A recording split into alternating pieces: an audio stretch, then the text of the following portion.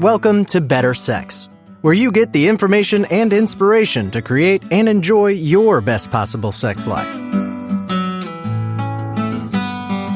Join your host, sex therapist Jessa Zimmerman, as she brings you expert guests, helpful tips, knowledge, and strategies to improve your intimate relationships.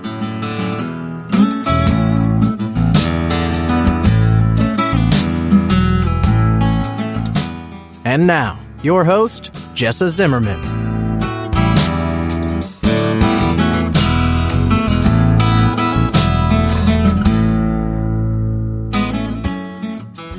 Hey, welcome back to another episode of the Better Sex Podcast. This is Jessa, and I am delighted to welcome you to the show. I have a friend and colleague on the show today, Kimmay Caldwell, who has such a fascinating story about how she has gotten into this work around self-love, self-acceptance, body image, all this stuff that people struggle with that came through her job as a 20-year-old becoming a bra fitter. And it's a fascinating story because for any of you who have bought a bra, who wear a bra, can probably picture yourself in the room trying this stuff on, or maybe you've tried on a bathing suit, that kind of thing. And the kind of feelings that come up, the kind of stories that come up, the meaning that we have around how we look, how we measure, what these numbers are, what these sizes are, all this stuff is often not positive, not self-love, not self-acceptance, sometimes deeply rooted in shame or senses of inadequacy. And she witnessed this as a bra fitter over and over and over again. And it has, besides transforming, her own relationship with her body and working with clients in a bra fitting room, it has really developed into a whole coaching work that she does, a coaching program she does around really coming to love yourself inside, outside, and underneath, as she says. So I hope you get a ton out of the show and join me welcoming Kimmay.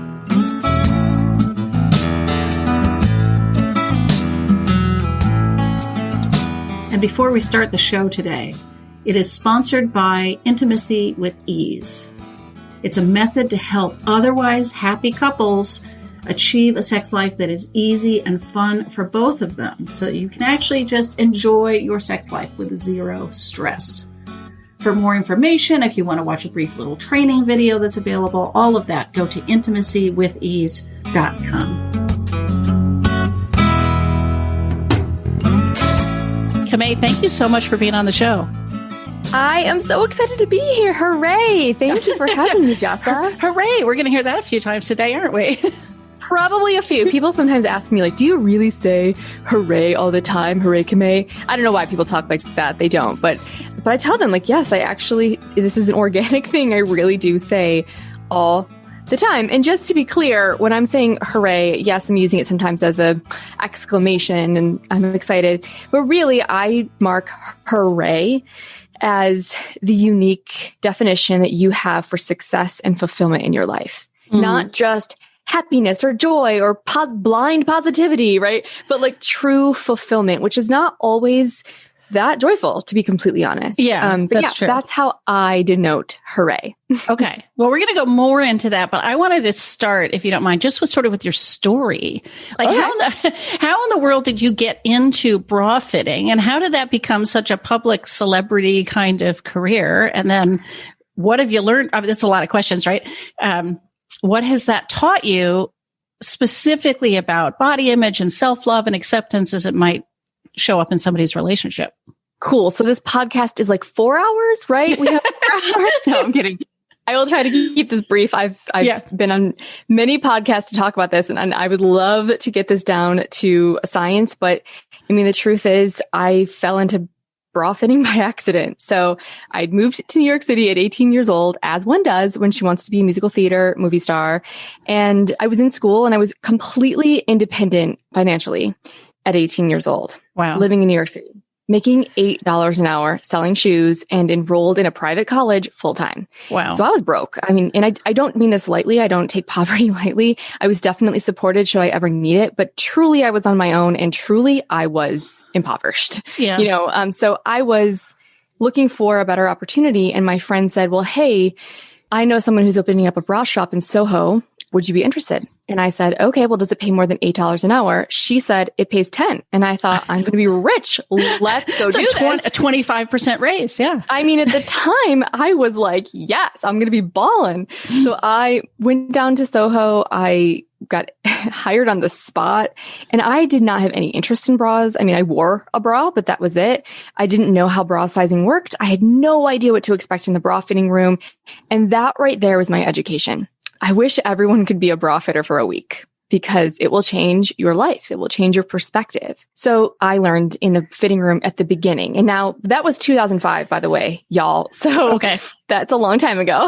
Yeah. And I just turned 20 years old. I think the week I got hired, I was 19. And then a couple of days later, I turned 20. And so at the time, because I was going to school for musical theater, especially, but also because I'm a female human in the United States, everything was about the way I looked.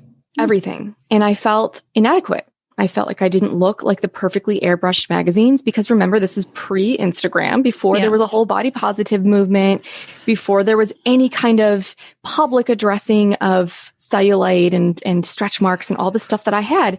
And so even though I had a very healthy, able, privileged body, my relationship with it was extremely unhealthy. And so I took that into this fitting room and saw a couple things. One, it's New York City. So I was seeing every different kind of body you can possibly imagine, every kind of background, every kind of experience, age person, sized person, gender person. You know, I met my first trans human in the fitting rooms of New York City. And and then, you know what? Also, I'll be clear, supermodels, you know, like there were like gorgeous humans in there by society standards. And yet every single one of them, when they looked in the mirror, had something negative to say to themselves, typically about their body, but also you could just see the stuff coming up, you know, on their face when they see themselves in the mirror. And it's a really, really intimate space. And I mean that like both as a, you know, a funny way to say this, but like truly it's an intimate space, and people would let me know what was on their mind. Wow. And so the stories that would come up in there were so harmful, so negative about themselves. And I thought, well, I don't even see that thing about, oh my gosh, this is what I've been doing. And so it really inspired me to change the way I was talking to myself, change the way I addressed my body, and also to then help other people do the same. Because it's real, I mean this with sincerity, it's actually really easy for me to fit someone for a bra. I can do it with my eyes closed, one hand behind my back. Like it's so easy.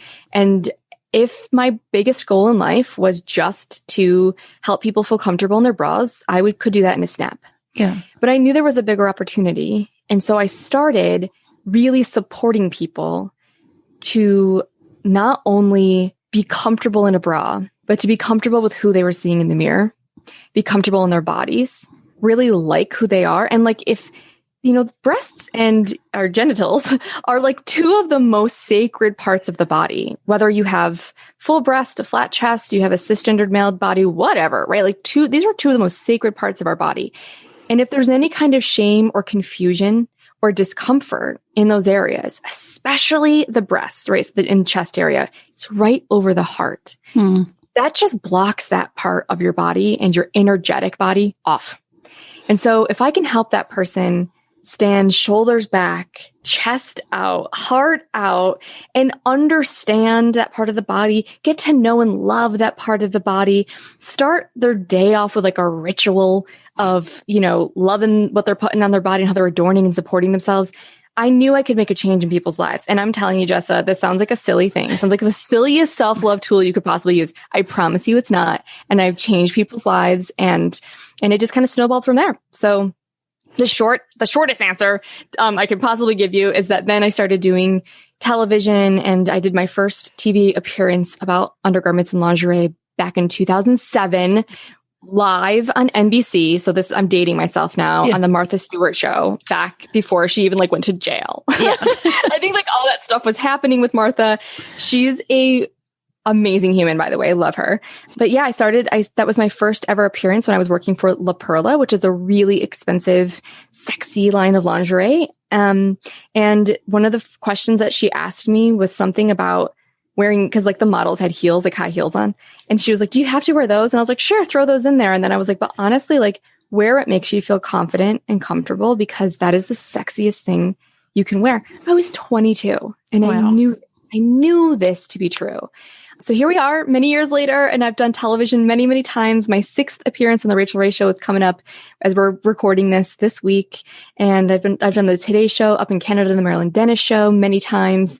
And it's just been I teach bra fitting at the biggest lingerie expo in the world in Paris. And I like to teach bra fitting with compassion. That's my whole jam.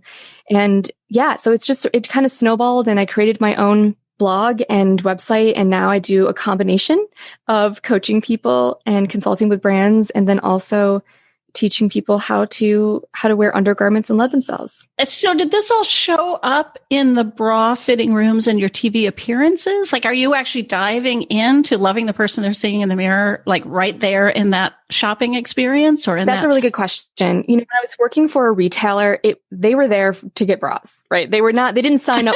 They didn't want right. Yeah. So I would sort of what I call give them the shiny object, but then also deliver some gold. So the shiny object was my bra hurts. I hate this. I hate bra. So many people probably listening hate bra shopping. Yeah. It's a horrible experience most of the time, even at some of the best shops in the world, because all the stories come up and it's just so like, ugh. And the stories, what I mean by that is like the stuff we're telling ourselves about who I am, what's that size and the tag means about me, all that stuff. And so I would sort of give them the gold along the way and encourage them and help them see something. But that person did not hire me to coach them. And so it was sort of like, that was just the way I wanted to fit someone and to support them. But later in life, I am a coach. So I do coach people without bras even. So I do coach people. And then also I started doing these in-person bra fit sessions and now virtual bra fit sessions, which are part educational. Because really my goal is to always address the 3 things that are the most hindering part of the whole process for people, which is confusion, discomfort, and shame. So the confusion, we can get to the heart of like, what size do I even freaking wear? How does bra sizing work? What's the difference between the double D and an E? That confusion part we can get to with some education.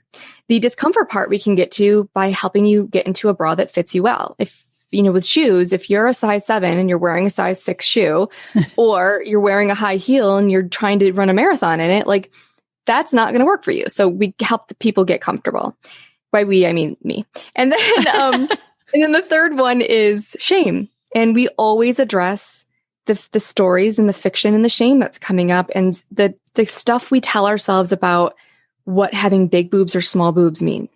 The stuff we tell ourselves about what it means if they're saggy or they're floppier than they were before, or what it means if we've had to have our breasts removed, or if we've never grew breasts. There's so many stories that come up, and that shame covers up our confidence, covers up our ability to connect with ourselves and others, and also covers up our potential to be, this is your word, but like intimate with ourselves and others, because we've got that shame that's just covering up that part of the body. Right. So yeah, yes and no is my answer to your question. And you talk about, or maybe it's even your tagline, right? Like say hooray, inside, outside, and underneath. And I think you're sort of speaking to some of this, but talk a little bit more about that. What does that mean? What's inside? Outside makes sense. Underneath. Good. Okay. Good question. So I am all about the holistic approach to supporting someone. And so when I mean support, bra, but let's use that bra to support all of who you are. So I like to work from the inside out. So even though it's my tagline's inside, outside, and underneath, it's actually it's really inside, underneath, and outside, the way that I like to work with people. So inside meaning your relationship with your inner self. So your emotions, the way you talk to yourself, even your connection to your intuition or a higher power, that is all inside work. And that's where the stuff has to start. In one of my courses that I teach, the Hooray House Method, we talk about you as a house. And so we talk about then doing this inner housekeeping within you, within who you are, because that's where you go home at night. Regardless of who you are out in the world, regardless of the work you're doing in the world, regardless of the person and people that you're in relationships with, when you go to bed at night, metaphorically, you are in your own home with you, your own head and heart space. And so making sure that is a hospitable place and you feel at home in who you are, no matter what is going on outside of you, that is the key. So we start inside. Then we go to underneath, which is your physical body and anything underneath your clothing, because I am a bra expert and an undergarment educator. Obviously, I love to use undergarments in this part of the process. And then outside, meaning anything outside of you, which is where most people like to make the changes first. You know, like your job, your hair, how you present to people, your boyfriend, so like your relationships with somebody else. And you know, as a person who deals in intimate relationships, I think you need to start with your relationship with yourself first and make sure that you're on some solid ground of like how you feel about yourself. That will make connecting with somebody else not only easier, but richer and on the solid ground of who you really are and what you really believe, instead of, as a colleague of ours mentioned this, twisting yourself to be someone else just to please someone else, or just to, be accepted or loved or whatever by someone else. You can really fully show up as yourself out in the world if you're at home and who you are inside first. So those are the 3 levels of saying hooray. So it sounds like to me sort of a tall order to go from in that fitting room, looking at myself in the mirror. I've had this experience, right? And the stories and the shame or this discomfort and the self-consciousness and all the stuff, to think that, I guess the bra fitting or choosing the right bra is going to transform all this, but doing all that inner housekeeping is how you get there. Well, I'm really good at what I do. I'll just be honest. No, but I also think, this process, this cleaning process, which no one is a mess, no one is dirty. That's not what I mean. But I mean this regular housekeeping within us, that is an ongoing process. Mm-hmm. We like to look at thoughts like dust. They happen. We have thousands and tens of thousands of thoughts a day. And so doing the necessary housekeeping on a daily basis can be something small, like dusting in your house, right? I'm the worst example of this because I actually hate to clean my literal house, but I understand the importance of doing this inside of me. And I promise I'll get better at doing this outside of me. I have actually gotten better at it. So that it's like an ongoing, lifelong process. But just like you would for cleaning your house, those opportunities to do something a little bit deeper, like a deeper clean than usual, or even a big renovation in your life, right? Those present themselves in much different ways for everybody. I look at the processes of a bra fitting as a deep clean. It's like getting into your tub and doing a nice deep clean. We're not going to clean the entire house. We're not going to change your entire life. Yeah. But it's an ongoing process, and it's part of a practice of treating yourself well. One of the reasons, though, I think it's such a life-changing, pivotal moment for a lot of people is because a lot of the people that I serve and help tend to be in their 50s. They tend to be 55 years old. And they typically, because of the demographic that I work with, have had kids, and those kids are now in college, and they're suddenly left with time on their hands and resources. And also they're usually premenopausal. So their body has changed yet again. Like menopause is like a second puberty. Like your body just changes again. And so they come into me basically being like, oh my gosh, these things are out of control. Please help me. And that person has spent, 35 to 40 something years wearing a bra that doesn't fit, guessing on how sizing works, making do, putting themselves last. And so this seemingly simple task of, I just want bras that don't hurt my body, turned into, surprisingly to them, not to me, turned into, wow, not only did I learn so much about myself, but I physically feel better. I emotionally feel different. This opened up this whole new opportunity of, if I can feel this way with a bra, like imagine what else I could do for myself to feel amazing. Like it just opens up this whole life. Not only that, but because most people that I serve are wearing bras on a daily basis, they have this daily scheduled reminder of treating themselves well, of empowering themselves underneath their clothes, even though no one else may even see it, right? Like people ask me all the time, like, oh, does your husband love lingerie? He must love what you wear. But I'm like, you know what? My husband hardly ever even sees what I wear underneath my clothes. Not because we don't get intimate, but because I wear it for me and I make sure I see it. If he happens to see it, good for him. Congratulations to him. But that's not why I'm wearing it. And so you have this special personal secret and opportunity every day to love on yourselves. And that like I said, just like the regular inner cleaning, that regular practice of loving yourself and reminding yourself I'm loved and gosh, this feels good to love on myself. That regular work is where the magic is. So that's why I think it changes people's lives. Yeah. So I was going to ask besides getting an expert bra fitting, and sort of taking this on with you, what's a tip or two that you might give anybody listening? And maybe anatomy, it doesn't matter, gender, anatomy, anything else that somebody could take from this. I mean, part of what I'm hearing is a daily ritual of self-love to start your day as you put on your undergarments. But is there anything else you'd sort of suggest that people could take away from that? Sure. There's, the practical side of it, which is understanding how bra sizing works, because again, stepping away from using numbers as a definition and instead using it as information is really key. So what I mean by that is when I would measure people, typically I'd bring the measuring tape around them and then I'd constantly get this, nervous, hold their breath. Oh my gosh, the number's coming. And I realized what a definer we let numbers be, because if that number or letter comes back as something that they deem as not good, that suddenly they feel upset, they feel worried, they feel whatever. And so typically the stories that come up with those things happen to be, if I'm an A cup, I'm not sexy, I'm boring, I'm not very feminine, I'm not super sexy, whatever. B cup, C cup, I'm average, I'm down the middle of the road, I'm okay, I'm not really sexy, but I'm okay. D or double D cup, I'm sexy, I might be a little too much, I'm over the top, and people will play into these stories. And then anything above a double D cup, forget about it. You're sloppy, you're oversexed, you're whatever. All these negative stories that will come up. There are some positive stories too that people tell themselves, but generally speaking, we tend to tell ourselves the negative ones over and over and over again for many psychological reasons. But I have to tell you something. The way that we pass down information about bra sizing and what's common and how it works is so bananas wrong, because typically right now you're relying on an older relative or someone in your life, or maybe a bra fitter, to teach you this.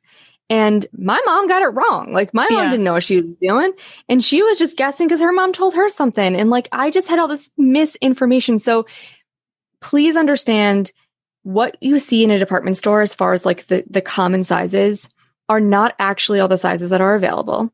In department stores, you're going to see B cups through maybe double D, maybe triple D cups. The most common sizes that I've fit in the thousands of humans that I have fit all over the world, especially in New York City, is 32F and 34G. That is the most common size that I've fit. And cup sizes actually go up in the US to O cup. O, as in, I did not know that. Yeah. Yes. And so, getting familiar with how sizes run, how they work, how to find your size, how a fitter would fit you, the basics. You do not have to become an expert bra fitter, but just like when you own a car, you don't have to be an expert mechanic, but you do need to know the basics of maintaining your car to keep it running well and when to take it to a mechanic. Yeah. So learning the basics is the most important thing. I have free resources on my site. I also have something special coming in 2021 to help people with this, because I realized how important it is to make this information really streamlined and simple for people, because there's just so much. And again, we don't have an easy system right now of teaching people. So I'm hoping to change that. So that's the number one thing I would say. The second thing I would say is to make sure that you are taking good care of your bras. So again, I learned the wrong way to put on my bra from my mom and wash my bras and all the things. And they are delicate things that have a big job to do. So I have some free information on how to care for your bras and undergarments. If you go to hooraykimmay.com/care, that is where you can find that. And if you go to just hooraykimmay.com, you'll find a big button at the top that says start here for bra help. So you'll get all this information there. Yeah, and all these links will be in the show notes.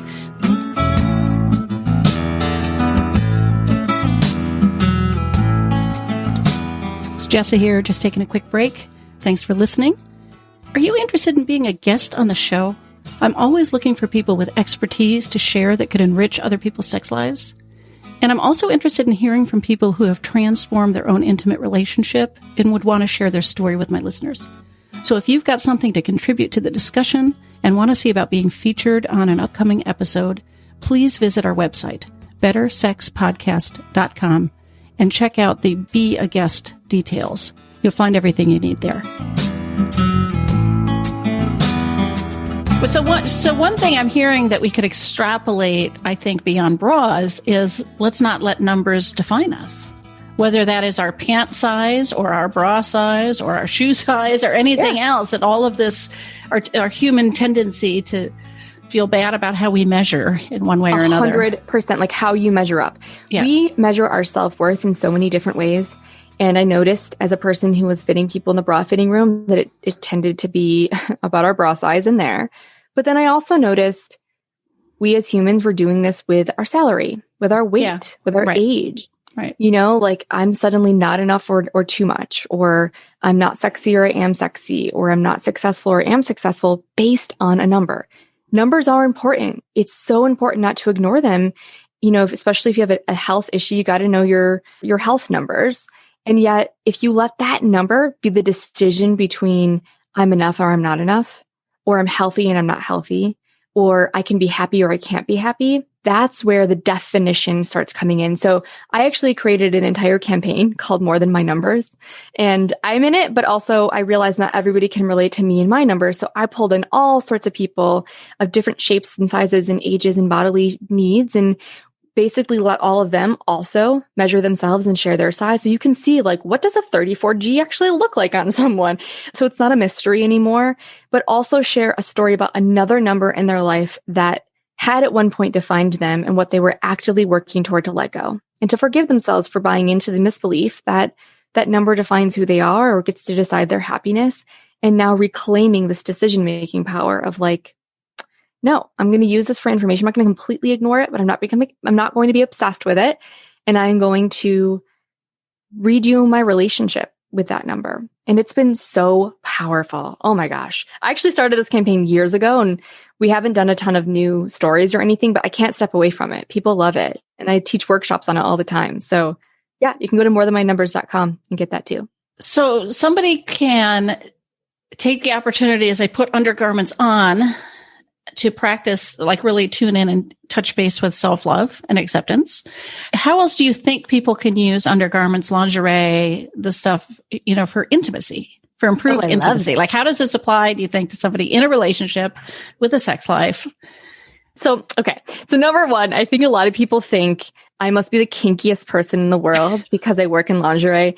And I think it's because we really sexualize lingerie and undergarments, and we really sexualize parts of the body that, you know, are covered by it. And so I just want to be clear, like, you can absolutely be abstinent, and never have sex with anybody. You can be abstinent too. So yeah, that's true. But you could never have sex with anybody, even yourself, and wear lingerie and feel gorgeous. Like, that's absolutely possible. And by lingerie, I also mean like your everyday bra, like your t-shirt bra and your you know, period underwear. You can wear those and still feel really sexy. I promise. I do it all the time. So it doesn't have to even be sexy lingerie. However, we know that act of loving on yourself and dressing well underneath your clothes, like, it can also be exciting. And that excitement of like, not only do I feel confident in who I am, I love myself, I'm loving on my body, but I'm also feeling a little frisky. Those things can then be brought into an intimate situation with someone. Intimacy at its core, maybe you agree with me, is about vulnerability. Mm-hmm. And it's hard to be vulnerable with someone if you're not feeling sure in yourself, whether it's your physical body or, you know, feeling truly loved and accepted. And so just like people do self-love so that they can show up bigger in the world, you can do self-lingerie so you can show up in a sexy way with your partner. So that can absolutely work. The other thing about lingerie with your partner is that you can sort of tease your partner and let them know, like, hey, I'm wearing this underneath. And you could be like wearing the most boring sweatpants in the world. Right. Sweatpants, sweatshirt, scrunchie in your hair, haven't taken a shower yet, but let them know, like, by the way, did you know I'm wearing this underneath and this is what it looks like, or send them a quick picture. That is going to heat things up really fast. The other cool thing is they get to sort of unwrap you like you're a present, you know, the most valuable, beautiful piece of artwork that they get to unwrap with this adornment that's on you. That's pretty awesome too. So those are a couple of different ways. I'm imagining, because I'm having this thought myself, so I'm thinking plenty of people are having this thought. Tell me. Sure, I'll do this once I've dropped the 20 pounds. This will be easier. I mean, you know, I'll invest in the nice lingerie and the underwear once I get to, you know, at least closer to what I consider ideal body or weight, which I'm sure you have a response to. I sure do. Thanks. Thank you for that. So one thing is, I totally get it that undergarments and especially kind of the lacier lingerie can be a big investment. And so, if your body is changing and you want to make sure that you're not investing in an entire wardrobe of $1,000 worth of undergarments and then your body changes and you won't be able to wear it again, that's a bummer. So I do have resources on budget-friendly undergarments so that you can get some now, because the biggest question is, well, how do you want to feel right now? Do you feel awesome in your body? Do you feel awesome in the undergarments that you're putting on right now? Does what you're wearing right today underneath your clothes make you want to go be intimate with someone? If the answer is no, we should probably change that today. And that can change with approaching undergarments differently, right? Like it doesn't start with weight loss. It starts with deciding to accept yourself. I truly think that treating your body and yourself well now is the key to that continued growth with yourself, so that if your body changes one way or another, you can still be in a loving relationship with it. Yeah. I currently am if this is a podcast, you can't see me, but I am cisgendered, heterosexual, in a heterosexual relationship, and I'm very able-bodied, and I'm about a size like 4'6", and I'm white presenting. So I have all sorts of things going on for my very healthy, able body that's very accepted in society right now. That does not mean I didn't have to update the relationship I had with my body, but I also realized that this was a weird thing. One day, I realized I had accepted my body as is in such a deep and profound and beautiful way. And then I had this opportunity where I went, well, what happens when it changes? Because I'm 36 right now, and I have not had children yet, and I plan to. My body's going to change with children, and it's going to change with age. And it might unexpectedly change because of an accident. Like, who knows, right? Right. So am I going to love my body in the future too? And I made this commitment to myself that however it changes, without judgment of it being good or bad, I'm going to commit to loving myself and my body. But the same is true for the past too. So you can basically take this love that you have for yourself and extend it to the future you and the past you. So I can love myself and my body at 17 when I was playing volleyball every day and I had buns of steel. Right. I weighed the amount that in my mind at 17 I really wanted to weigh, but was actually deeply unhappy. That's a story for another time. And I can love myself today at 36, and I can love myself at 86 with that body, right? So I'm going to encourage people who are like, I have to lose the 20 pounds first, to practice loving your body as it is today. You don't have to spend thousands of dollars. You can get one or two items that fit well, that feel great, that are a color that excites you, that serve a purpose in your life beyond just, well, I have to put on something. Because if you can open up that undergarment drawer in the morning, and instead of having to be like, ugh, if I have to, if you could be like, okay, how do I want to adorn myself today? How do I want to feel today? What color is going to make me feel alive today? That will start changing your relationship with your body before it ever even physically changes. And you don't have to delay your happiness. That's important. So I've got a couple more questions, but one is a little bit, not quite different, but I want to ask this. Partners sometimes are bought lingerie, right? Like this is a Valentine's Day gift or a Christmas gift or a something, or your partner wants to see you in lingerie or whatever. What are the pitfalls of that? Is that an appropriate I can imagine that gets messy in a bunch of different ways. Oh my gosh. I have so many thoughts on this. It's, every partnership is different. And so for some partners, this is actually a really productive part of their intimacy, is to buy things for each other that are both gifts and also an invitation to be intimate with each other. That can be really, really awesome. I can tell you though, I've seen this go sideways.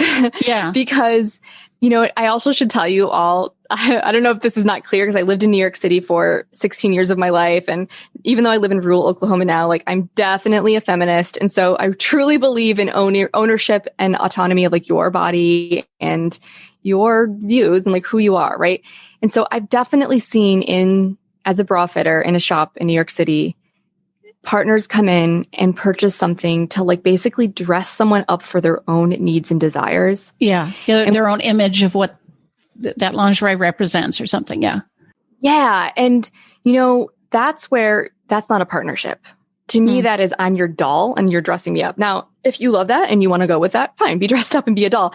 But I think the kind of person that is working with you, Jessa, the partners that are working with you want to be partners and they want to be in it together. And so it can be really fun to go shopping for it together. You get to sort of see like, oh, that's what they're into. I didn't even know. And like, would I be willing to try that? Like, gosh, not because they want me to, but like, what a cool invitation for me to try something I never would have tried before. And in the safety of the partnership with this person, knowing that they're already kind of excited about it.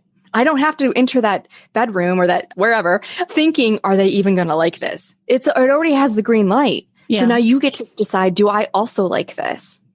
The other thing is I've seen people shop with a partner and come in. And this is the hardest thing because as a fitter, to me, I believe the most important thing about undergarments is that they fit well and that you feel really great in them, regardless of what it looks like, right?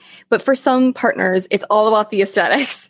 And so I've seen a person come into a room. This happened to be a woman and her partner happened to be a man. And so she came into the fitting room with me and I could sense her insecurity and her worry. And she really wanted to impress this guy. She wanted to like fit this desire that he had. And so we tried on a whole bunch of things and she started feeling a little bit more empowered. And finally she was like, wow, I feel so great in this. And I thought, awesome, we finally got there. Like, thank goodness she's feeling good about herself. And then she's like, well, I need to go show him. And I knew immediately, I was like, oh boy. And so she went, he has no idea what steps this whole journey that you've taken her on. To empower her and help her feel awesome. So we go out there and the first thing he says, he takes a look and she's like, here, babe, look what I put on. Isn't it amazing? I feel really great in it. And the first thing he said was, I don't like the color. What? Like, dude, I mean, I wanted to throw him out of the store. Oh. So, obviously, I don't know who's listening to this and your desire, if you want to see someone in a certain color because it lights you up, but there's a better way to communicate this with your partner. Yeah. There's a better way to say, what would really get me going? Something in blue. And if you can find something that fits well and you love wearing it too, and it's blue, like that would really excite me and be super fun for me. Yeah. People have legitimate requests in intimacy situations, but I definitely think there's some pitfalls. And the person wearing the garment, their confidence and ease and sense of peace, or I don't know what I'd say in there, seems like more important, right, than how it looks. I mean, I get that there's value in the visuals, but But isn't that always what's like a really healthy, awesome cornerstone of a great partnership? True. Like I feel awesome. I feel confident, not only with you, but in myself first. And then I can bring that to you. Yeah. I can bring that into our intimate situation instead of me feeling like, oh my God, I feel like I'm playing dress up or like, this is ridiculous, or I feel weird or awful or insecure. So absolutely 100% make sure if you're ever getting a gift for someone that that person will really love it, or that it doesn't come with and I have to see this on you. It comes with does this also delight you? And if so, I'd love to see it on you. Yeah. But if not, no forcing. Another pitfall seems to be just fit. Because, if people themselves don't know what fits, their partner probably really doesn't know what fits. So if you're just coming home with some gift, it's like, what are the odds really that comfortably fits your partner? Unless they basically got clear instructions from the person who's going to wear it. Yeah, it's really, really, really hard. I mean, bras are like jeans. Have you ever had someone jean shop for you? If you're a person, right? Like that's especially the female body I'm specifically talking about. That's a hard thing to do. And so I typically suggest if you're going to get something for someone, get something like a nightgown that is very loosey-goosey and can kind of fit many different shapes and sizes. And so if you're off by a little bit, it's not a big deal. You can also do a little digging in their drawer to see like what they've been wearing or what size they've been wearing. And then of course, giftable things that don't have to be undergarments. Like you can give something like I don't want to get too crazy here, but you can give something that's like accessory based to have a little bit of fun and go from there. I'm going to say something though that somebody literally just said this to me the other day and I was like, you're so right. But I'm doing a whole Valentine's Day webinar for the lingerie industry and we're talking about what customers want. And I'm not kidding you. Most of the women that I've supported, they would love to be sexy for you and wear the sexy outfit and wear the sexy bra. And I would love for them to be in it. I think it's a really powerful choice to make.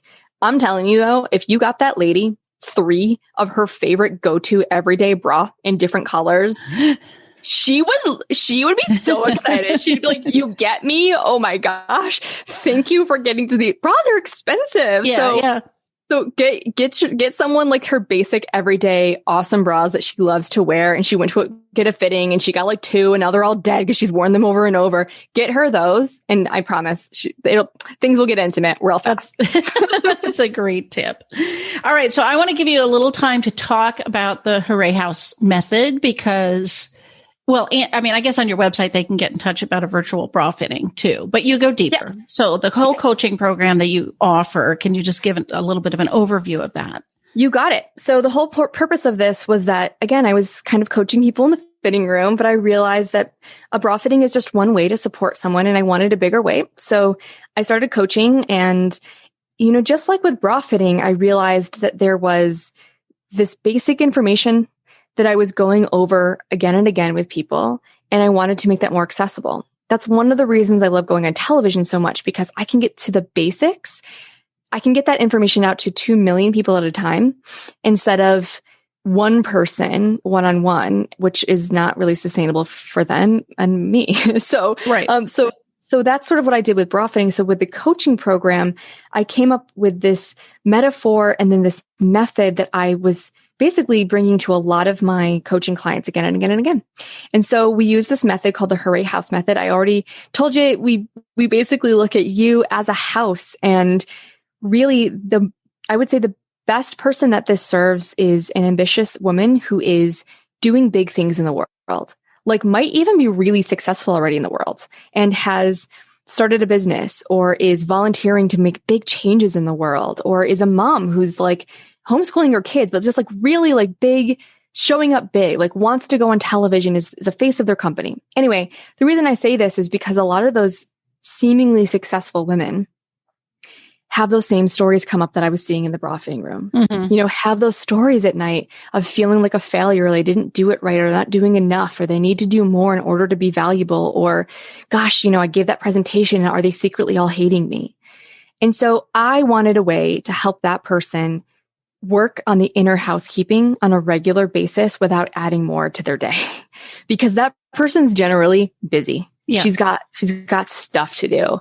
And so how can you create a habit out of creating the hooray in your life and loving yourself, so that whether that business venture you put out there is a success or a failure, you are secure, you are loved, you know you're okay. So we have a couple of different options for you to join this. One is I have a free class. In fact, if you want to go to the class, I have a special partnership with Jessa. So the link is in the show notes, or you can go to hooraykimmay.com/intimacy with ease, and you can get our current free class, free training, truly free. Like just sign up and watch it. At the end, full disclosure, there is an invitation to join us, but hopefully by the end of it, you'll know if this is right for you or not, and gotten some really great information. So if it's not right for you, great, don't join us, but at least you got some great information. If it is right for you and you're like, this is me, then come join us, come have a full year of hooray so that you can show up for yourself and show up for the world. Yeah, I'll put all those links in the show notes so people have access to it.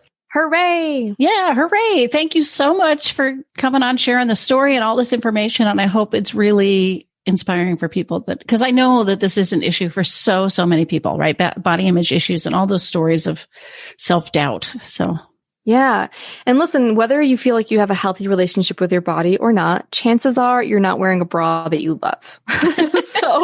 So even if you're like, I don't really care about that part, which I hope you do. I hope you love yourself. I hope you have a great relationship with yourself. Please at least wear a bra that fits so that you can feel comfortable and go out into the world feeling awesome. And ask me your questions. I'm the person on the podcast that truly wants to connect with you. This is not a weird like, oh yeah, I'm being authentic. No, come and ask me questions. So come over to @HoorayKimmay. It's HURRAYKIMMAY on Instagram, and ask me all your questions, and I'm happy to send you some information. Great. Thank you. You're welcome. Thank you for having me.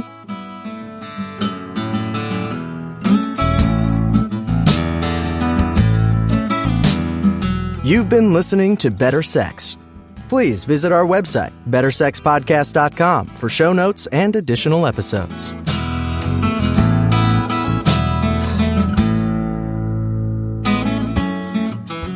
And that's a wrap for today. I really hope you enjoyed the episode. If you are enjoying the podcast, if some of this material resonates with you and you would like to make a difference and make sure that this keeps coming out in the world once a week, ongoing, there are a couple things you could do to show your appreciation.